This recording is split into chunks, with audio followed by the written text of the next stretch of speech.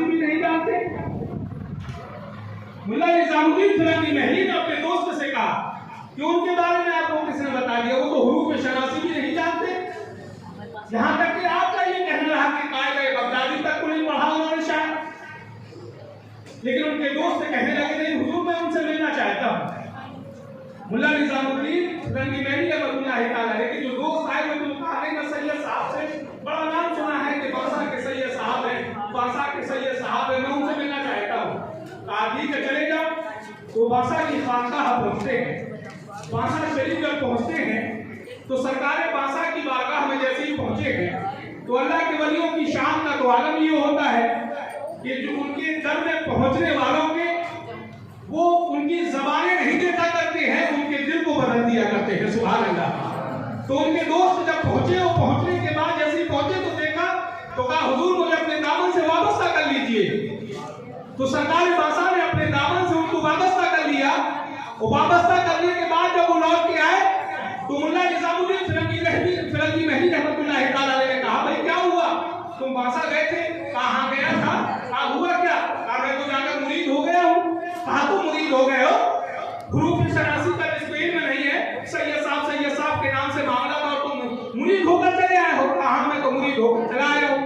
तो मुल्ला निजामुद्दीन को लगा कि आखिर ये सैयद साहब के अंदर ऐसा मामला क्या है, सैयद साहब में ऐसी कौन सी बात है। तो एक दिन मन में ठाना कि मैं मिलना तो चाहता हूँ कि मेरा दोस्त ये मंतिक का इमाम है, ये आलिम है, ये मौलवी है, ये बहुत बड़ा जो है अपने आप में अल्लाह का मुत्तहर है, और ये सैयद साहब के यहाँ पहुंचा क्या है, निगाहे तरफ भी ऐसा भी कोई बात है कि पहुंचा है तो मुरीद हो गया है, कैसा क्या देख लिया है इसने। मंतिक का इमाम होने के बावजूद भी वो हुरूफ शनासी भी नहीं है, ये मंतिक का इमाम है, तो गया है तो मुरीद होकर के आया है। तो कहा मैं भी मिलना चाहता हूँ कि ऐसा सैयद साहब के अंदर कौन सा मामला है कि एक मंतिक के इमाम को अपने दामन से वाबस्ता कर लिया है जो कि आलिम है, मौलवी है। तो मुल्ला निजामुद्दीन मिलने की गरज से सरकार बासा की बारगाह में निकल जाते हैं। तो जैसे ही पहुंचे तो सरकार बासा जो है अपनी खानकाह से निकल के बाहर चले आ रहे थे। जब चले आ रहे थे तो मुल्ला निजामुद्दीन को देखते ही साहब मेरे सरकार बासा ने कहा मुल्ला ये बताओ कि जौहर किसे कहते हैं। सुभान अल्लाह। कहा मुल्ला ये बताओ कि जौहर किसे कहते हैं। अब मुल्ला निजामुद्दीन बेचैन हो गए कि यार जिनके बारे में सुना था कि हुरूफ शनासी भी नहीं जानते, कायदे बगदादी का भी इल्म नहीं रखते, ये जुमला और ये लफ्ज तो मैंने आज पहली मर्तबा सुना है कि जौहर किसे कहते हैं। इतना पूछा है सरकार बासा ने कि मुल्ला ये बताओ कि जौहर किसे कहते हैं।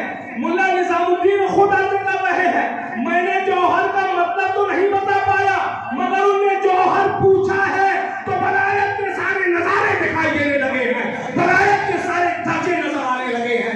इतना पूछा कि मुल्ला निजामुद्दीन कहने लगे हैं सरकार आप जो पूछना चाहते हैं मैं नहीं बता सकता हूँ, हाँ मुझे अपने कदमों में गिरा लीजिए उसके बाद मैं बता सकता हूँ। सुभान अल्लाह।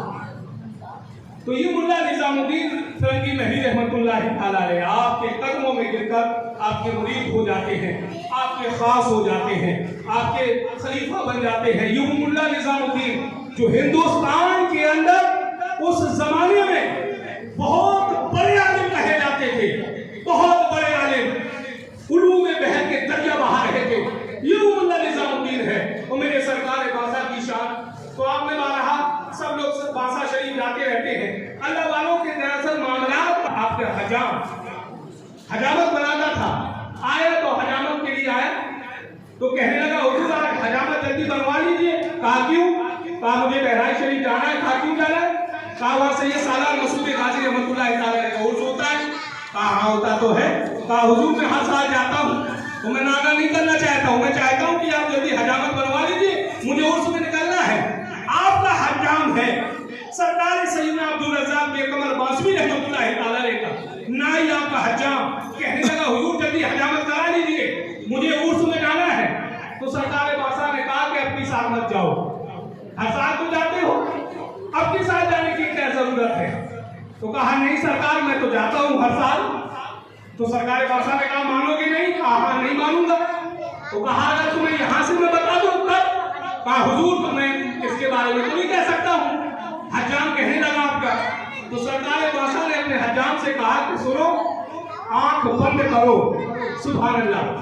कहा आंख बंद करो और ये मेरा पर्चा ले लो, मेरा पर्चा ले लो, आंखों को बंद कर लो। आपने पर्चा थमाया और नाई ने आंखों को बंद किया और जब आंखें खोलता है तो क्या देखता है कि वो जो है बहराइच शरीफ में सईदना सरकार मसूद गाजी की बारगाह में खड़ा हुआ है। सुभान अल्लाह। आंख बंद की है तो वहां खड़ा हुआ देख रहा है और क्या देखता है, जब आपने कहा कि सुन, जब आंख खुले तो तुझे एक बुजुर्ग दिखाई देंगे जो घोड़े पर सवार होंगे। कहा जब वो घोड़े पर सवार हो तो उनसे सलाम कह देना मेरा और ये पर्चा उन्हीं को दे देना। वो नाई ने जब आंख खोली है तो वो सईदना सरकार मसूद गाजी रहमतुल्लाह ताला के ख्याल में पड़ता है तो दरवाजे पर खड़ा है, आंख खोलते ही साथ घोड़े पर घुड़सवार बुजुर्ग चले आए हैं। उनको आपने जो है पर्चा थमाया है। जब उन्होंने उनको पर्चा थमाया तो एक पर्चा उन्होंने भी दे दिया है, एक पर्चा उन्होंने भी दे दिया। कहा ये मेरा पर्चा तू लेके चला जा और जहां से आया है उन्हीं को ये पर्चा दे देना। तो उनका पर्चा पकड़ा है और कहा आंख बंद कर। वो आंख बंद किया है, कहा जब खोल लेना। तो जब खोला है तो यहाँ सरकार बासा की बारगाह में मौजूद खड़ा है। सुभान अल्लाह। जब मौजूद खड़ा है तो सरकार बासा ने पूछा क्या हुआ है? कहा हुजूर मैंने पर्चा दे दिया था उनको और उन्होंने भी एक पर्चा आपके लिए मुझे भेजा है। कहा वो पर्चा दिखाओ। आपने पर्चा देखा तो उसमें ये लिखा था, आपने पर्चे में जो लिखा है उसको भेजा था। तो आपका नाई पूछने लगा सरकार आपने क्या लिखा था? कहा मैंने ये लिखा था कि क्यों परेशान करते हो खुदा के बंदों को, कभी कभी छोड़ दिया करो, हर साल क्यों सारी खुदा के बंदों को वहां मेला लगाते हो, लाखों लोगों को बुलाते हो। मैंने ये लिखा था। और कहा हुजूर उन्होंने क्या लिखा है?